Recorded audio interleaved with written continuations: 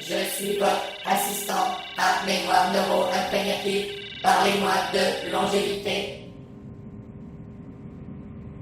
Dans ce roman Jack Baron et l'éternité, l'auteur Norman Spinrad imagine une caste de milliardaires qui se font greffer des glandes qui ont été prélevées sur des personnes déshéritées, et ces glandes sont irradiées et leur permet de vivre indéfiniment.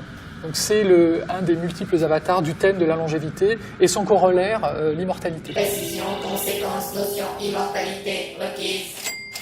Alors ce thème-là, il soulève évidemment des questions, surtout éthiques, mais aussi logiques, c'est-à-dire est-ce que la Terre, si l'homme devenait immortel, est-ce que la Terre pourrait supporter, en tant que biosphère, la présence de 10 milliards d'êtres humains qui pourront en plus se reproduire, mais sans jamais mourir. Donc ça a été traité plusieurs fois. Le thème de l'immortalité, c'est un but, mais ça peut être aussi un moyen. Et oui, être immortel, ou du moins avoir une durée de vie extrêmement longue, ça permet de survivre à des voyages, hauts voyages de très grande durée, qui s'annoncent si l'on utilise toujours les méthodes actuelles pour voyager entre les étoiles.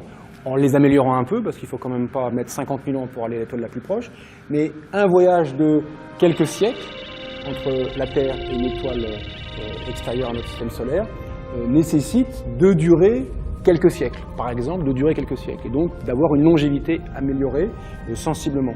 Donc effectivement, il y a un grand nombre d'œuvres de science-fiction qui ont proposé que les êtres qui voyagent à ces vitesses plus importantes que celles que nous connaissons maintenant, mais trop faibles pour aller en quelques années aux étoiles proches, soient dotés des capacités de longévité bien supérieures à celles que nous connaissons.